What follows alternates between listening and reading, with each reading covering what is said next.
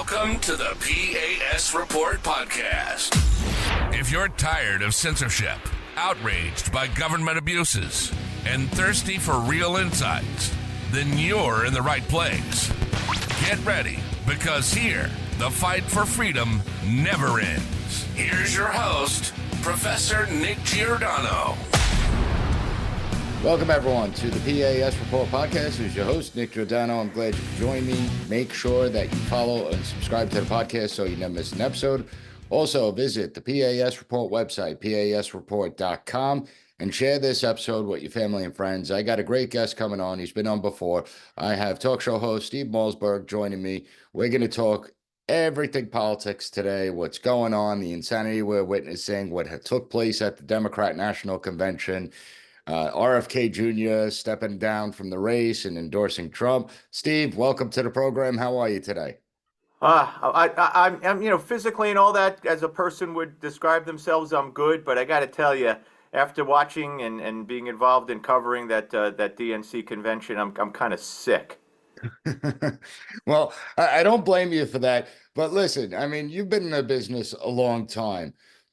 Have you ever seen, now that the summer is coming to a close, have you ever seen the media cycles like we've seen them? I mean, to me, it seems like we got about 30 years of events in a span of about 2 months.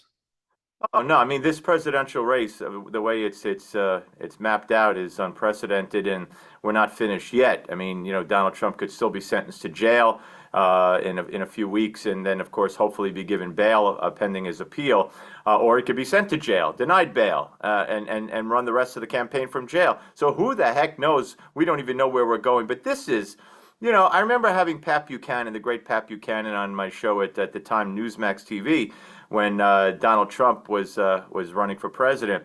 And Buchanan said and he worked with Nixon. He says, even with Nixon, I've never seen the media, act this way and present this way ever. It's just gotten so bad. Well, I could laugh at that now because it's gotten so much worse since then. I mean, they don't even pretend. They make no secret. The second Trump, when they cover Trump, they don't even cover Trump on CNN and MSNBC if he's, in Arizona with sheriffs and victims of crime. They don't even talk about it. They don't even show it live. But when they do show Trump speaking live or on tape, they'll immediately come out, for the most part, not always, and not everybody, and say, lie, lie, lie, lie, lie, lie, lie. Of course, Kamala speaks, oh, my gosh, she's Reagan, she's this, she's that, joy. I mean, it's just insane, and I could go on and on and on and on and on. I could take up 3 hours of pointing out all the lies and the hypocrisy and Professor, the worst media bias, which is fake news by omission. When they don't present a story, don't tell you, or they give you half the story, or don't put the story in context and like, oh, he did it, but Obama did it 6 times too. They don't tell you that part. So it's worse than you could ever have imagined. Well, I mean, let's look at that. Media Research Center came out. 84% of coverage regarding Trump is negative. 87% of coverage regarding Kamala Harris has been positive. She certainly has not been challenged in any which way by the press. In fact, they're aiding and abetting her campaign. Let's be honest here. And we just went through a 4-day convention, the Democratic National Convention. And I knew the theatrics, it would be well put together. That wasn't surprising to me. I knew that there would be energy now that Biden's out of the race. About 2 months ago, it would have been a funeral if Biden was still in the race. But I knew that there would be energy.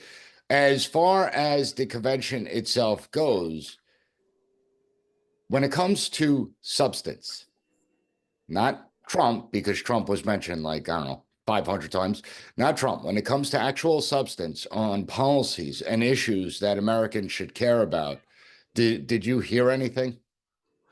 Absolutely not. All we heard from people like Michelle and Barack Obama, when she wasn't accusing Trump of being racist for not liking them, was the rich and the rich, as if she's not one of the rich, and all of them that got up there, the rich, and they don't care about you. Well, just to And interrupt you for a second, yeah. because the Michelle Obama and the Oprah Winfrey thing actually annoyed me. I mean, out of the entire convention, those two probably annoyed me the most. And the reason that they annoyed me the most is because you had Oprah Winfrey talking about wage inequality and, complaining about it, that, she was paid less. And then you have Michelle Obama talking about how her parents taught her, don't live beyond your means. And, if you live a good life, any of that excess, you should go and humbly give away, or whatever she said. But what really bothers me is that the two of them, two of the most powerful women in the United States, could have come out there and said, listen, we worked hard and America's the land of opportunity, and we're proof of it. Despite all the obstacles may have faced with racism and color and sexism and all this stuff, despite all those obstacles, we were able to work hard and achieve the American dream. How powerful would that message have been coming from Oprah and Michelle Obama? Oh, but they wouldn't have, because of who they are, but the message would have been booed off the stage. And the message would not resonate in the heads of those sitting there, and the message would not resonate in the progressives sitting at home, because they don't want to hear that. They want to hear, what are you giving me? Give, give, give, give, give. You're going to pay for my home, $25,000. You're going to pay for my college. You're going to give, give, give, give, give. They don't believe that anymore. This is not the Democrat Party. That's why I laugh when, and I almost feel sorry for Bill Clinton. You remember when Hillary ran in 2016, Bill Clinton literally had to apologize for three of his biggest achievements: Don't Ask, Don't Tell, welfare reform, and the crime bill. He had to apologize for all those three pieces of legislation, or whatever however Don't Ask, Don't Tell got in, because that was radical. That was racist. That was, the right. You can't even be a Democrat anymore. You got to be a radical left-wing nut job to fit into this party. And it's obvious. And it's just disgusting and disgraceful. When you see Kamala Harris and the others come out there, they didn't talk about any solutions other than, we're going to kind of penalize the rich. How dare people be rich? Even the rich said this. How dare people be rich? We can't allow it. We're going to tax them. We're going to do this. But how are you going to make it better for the people that can't pay their bill? None. Joy. Joy. Beyonce, who never showed up, and that's another scam. I believe, just a guess, hey, let's get people to watch. We'll tell them Beyonce's going to come out there and perform, or whoever they said, and nobody came. But if Trump did that, they'd make a big deal about it. But Professor, it's not the Democrat Party. That party doesn't exist. It's the Progressive Radical Left Party, and that's what they should rename themselves. Yeah, well, I mean, Kamala Harris's proposals when it comes to the economy, the whole, we're going to control prices of food, energy, and rent, and we're going to give $25,000, we're going to cancel student debt. Like, that's a platform that would have been political suicide just 30 years ago. Now, no, she says it. There's a little bit of blowback, but not much. People just whatever, and they go with this idea of joy. And when you look at the entire Democrat National Convention, all the speeches, especially Vice President Kamala Harris's speech, I mean, one of the things that's standing out to me is the blatant lies that they just keep pushing out there. And when I say lies, like, Trump has come out and emphatically stated that Project he's not looking 2025. for a nationwide abortion ban. Like, Right. he has stated, it's actually been one of the policies that Trump has articulated the best, his stance. Trump has come out and said he's not even going to contemplate the thought of Right. reforming Social Security. In fact, Republicans Right. actually push back on him about this, that he wants to end taxes on Social Right. Security. Right. And yet over and over again, we heard he's going to put in a nationwide ban on abortion, that he's going to have doctors in your bedroom, that he's going to cut your Social Security and Medicare benefits because he wants you to die. And this is just constant repetition of lies. And yet they'll say Trump lies about everything. What's going on here? This is music. What you're saying, as you're saying it, I'm like, it's music to my ears, because we are on such the same wavelength. You're 100% correct. And the Social Security thing is not a shocker, because, I mean, you go back as far as I could remember to Obama, coming out near the end of the campaign with the veins popping, hey, check your grandmother off Social Security. They make it up, and they'll always say that. And you're right.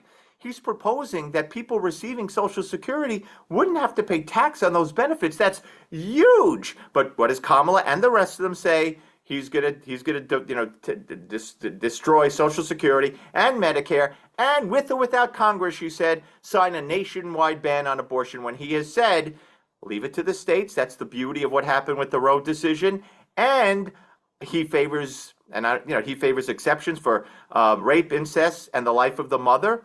So she's 100% wrong. She's making it up. And this, in her speech, she talked about this committee or these vigilantes that are going to go around and monitor people who are going for abortions and all that. That's been debunked. It was debunked back in May. USA Today had a headline saying false, and they still repeat it, and they go on repeating. And how about this? And I hope the Republicans get the message out. How about the bipartisan immigration bill, Professor?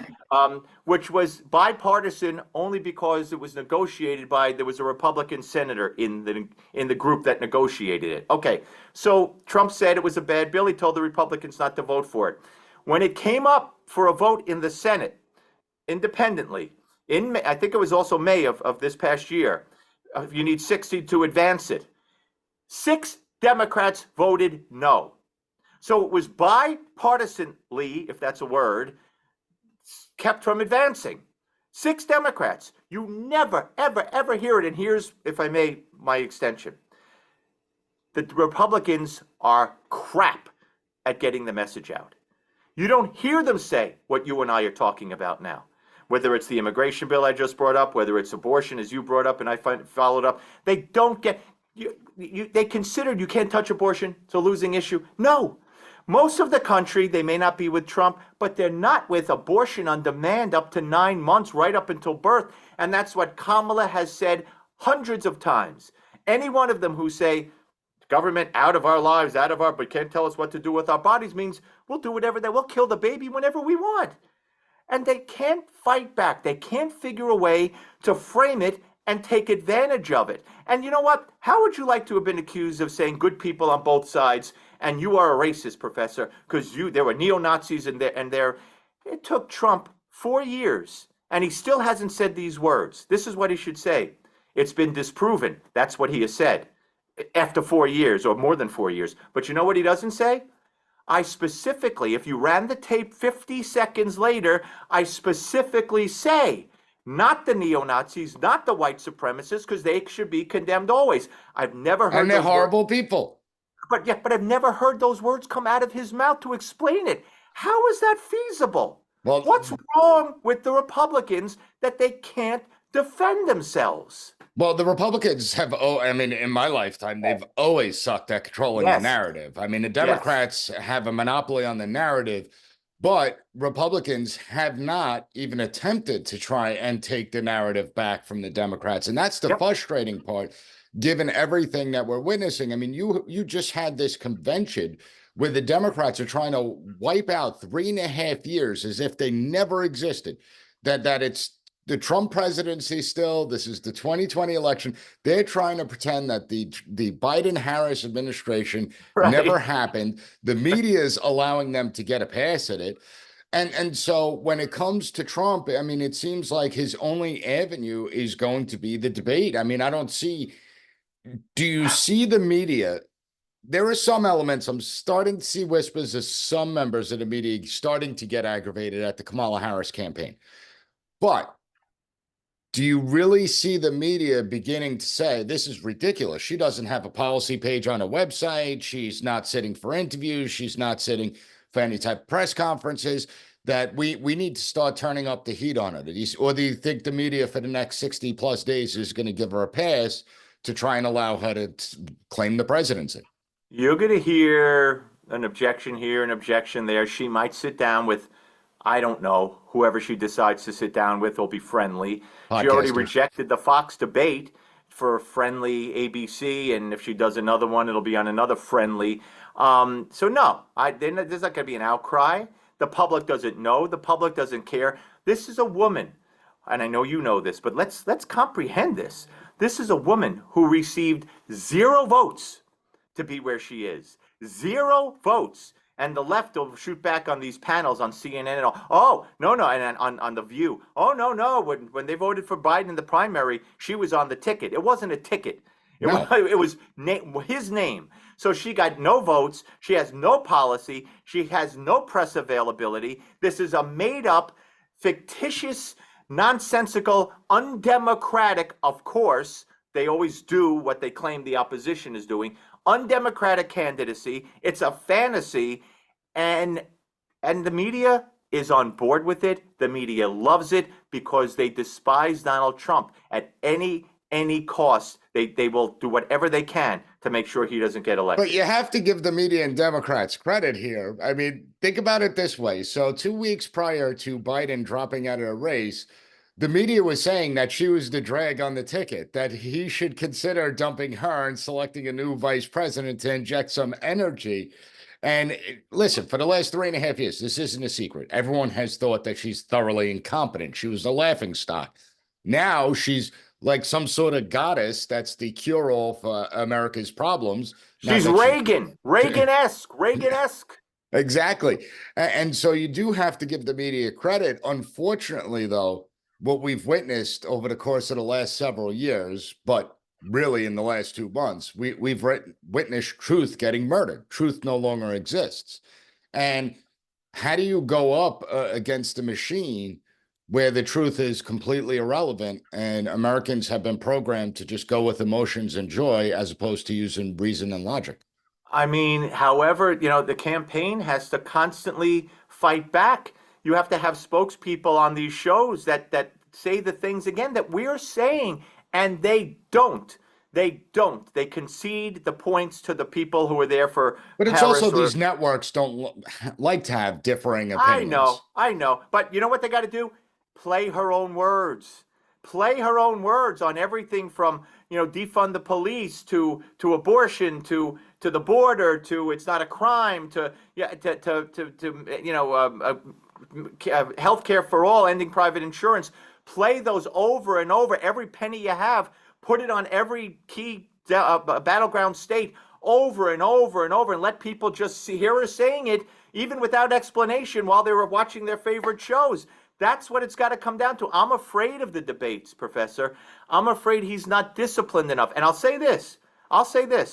I believe DeSantis, and I'm not saying this because I favor these, Nikki Haley, Ron DeSantis, I'm trying to think who else ran. I could name a whole plethora of people who could beat Donald Trump. You could beat Kamala Harris. Donald Trump I've known him since the 80s, and we all love him for various reasons, but he's not disciplined. He's not cut out for this. This is not good. And in the debate, she's going to play the poor attacked minority woman, and I'm talking, and you're a criminal, and he's not going to know how to handle it. I'm telling you, it's going to be bad. Well, and that's in the debate, I already said he should just turn to her and say, you know what? I'm actually going to give my time to you, and I'd like you to answer, what is a woman? Well, if they let them talk. Yeah. I mean, she might have rules like Biden had, which were supposed to help Biden. I mean, where he's handcuffed, no pun intended, and he can't do that. Well, if I was advising him, I would say, ask her questions at the debate, put her on the spot, forget the moderators, make it like they don't even exist, because it's going to be 3 against 1. That's number one. Number two, you watch them they'll cut his mic. I guarantee you, if he breaks the rules, they will cut his mic and blame him. Well, but if he's not speaking, he's just asking her questions. That's I agree. And then I also think that he should go back to the unconventional style that he used while he was on trial here in New York, where he was visiting construction sites. He went to bodegas. He did the rally in the Bronx. And this is the problem with the Republican parties. They don't understand how to do this, but Trump should be going to their barbershops. Right now in New York, I can't recall the location right off the top of my head, but there's a building where they're actually pushing out Americans out of that building so that they could house migrants there. The Republicans should be holding a press conference in front of that building with the former president of the United States. See what they're doing to you. And Kamala Harris is the border czar. She's responsible for this, but they don't do those things.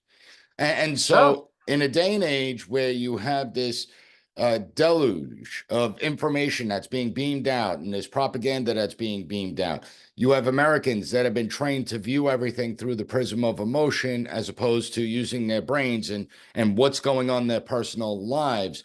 How do you overcome that even with a disciplined candidate?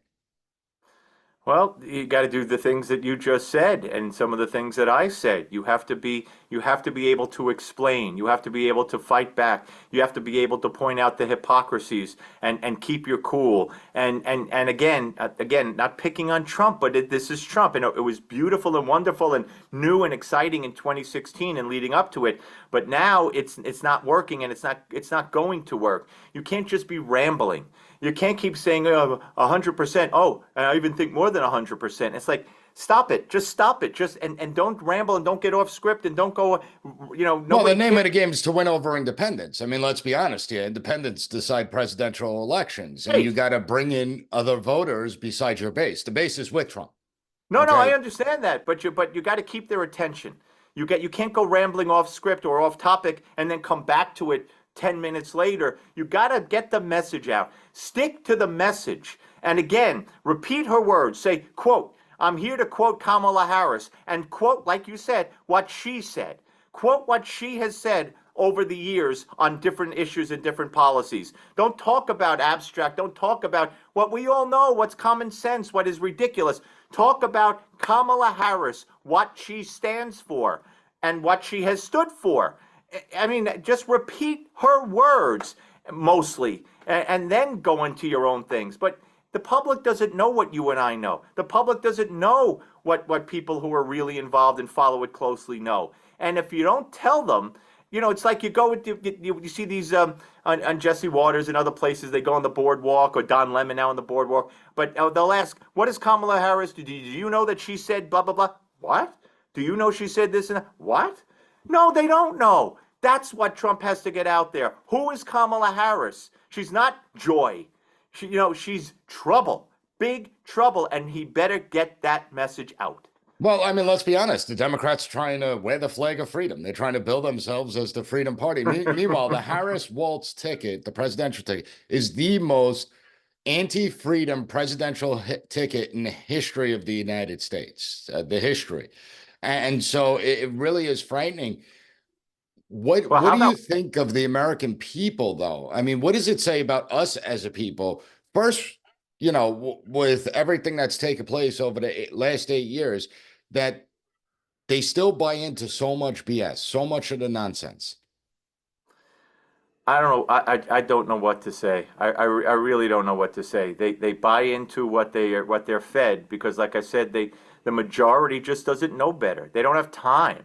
They're worried about the issues that their families and their jobs But if they really were worried about the issues, then how could they possibly even consider? And that's my problem. I've seen a number of social media posts of people coming out. I'm struggling to survive. I can't fill my car up with gas. I'm living paycheck to paycheck, but I'm supporting Kamala Harris because Trump may be a dictator, or because she's a woman, or because she's black. Right. Like that, to me, isn't the fault of the Republican Party. It's not even the fault of the Democrat Party. That's the fault of the American people themselves. Well, but it's the fault of the media, who are quick to tell these people why. Why would they say he's a dictator? Because they hear it in the media.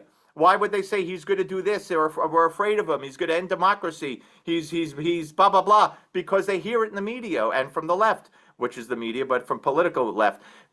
So I do blame Republicans. I do blame the media, because this is where these people, and again, not to degrade them or diminish them or demean them, but this is where they get their information from. The mainstream media, the overwhelming majority. And unless they hear otherwise, they're going to go with what they hear. And but not for nothing.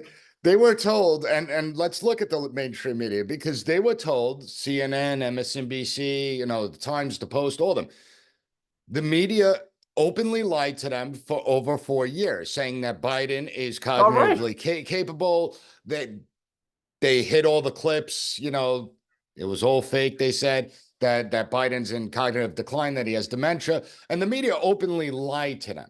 And then it was exposed, right? Because they couldn't hide it anymore after that debate. So then it got exposed. Not only did it get exposed, it got exposed pretty brutally. I mean, you had, what's his name? The one that used to host Meet the Press, Chuck Todd, who came out and said, yeah, 2 years ago, a cabinet official said there's no way he could run for re-election. The guy's shot. The media knew there was no cabinet meetings being held and all this nonsense. So then the American people found out, yeah, the media lied for 4 years, but they didn't care. That was the amazing. Like, I thought there would be at least some blowback that, oh my God, you were engaged in a conspiracy and cover up for the last 4 years. You knowingly lied to us. Now you've been exposed. I thought there would be some blowback, but there was none. Well, the same media research center that you alluded to with the coverage statistics, I mean, they've done studies, recent studies. I know you're aware of them. And I know I'm saying people get their information from the media, but on the other hand, they don't trust them. They don't trust the media at all. The media is one of the least trusted institutions. They don't believe them.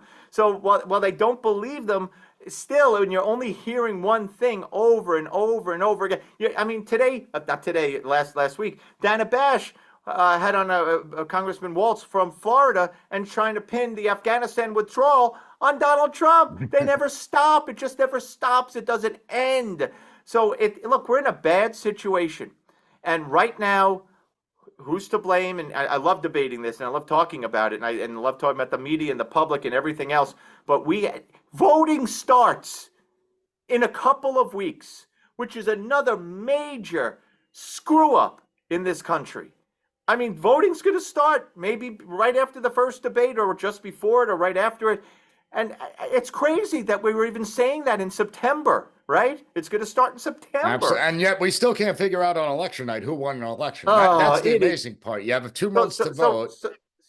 So it's still incumbent upon Trump, and with the days left and with what's left, he has to be disciplined in the debate, take your advice. He has to do what we're saying as far as commercials, put all your money into, like, go to the places you said, but put all your money, no one will cover it though, and put all your money if he goes into a barbershop, it's getting covered. That's true, but put all your money on ads all over in the swing states. Every time they'll hear just Kamala speaking what she has said about all these issues that people will say, huh? Well, it's certainly going to be interesting, and we have about 2 months left, a little bit over 2 months, and who knows what the October surprise is going to be this year. I don't think anyone could predict what's coming down the pike. Steve, always a pleasure to have you on. Thank you so much for joining me. My pleasure, Professor. Thank you for listening to the P.A.S. Report. Don't forget to rate, share, and hit that subscribe button. That way you'll never miss an episode. For more exclusive content and updates, visit us at PASreport.com and follow Professor Giordano on all social media platforms at P.A.S. Report.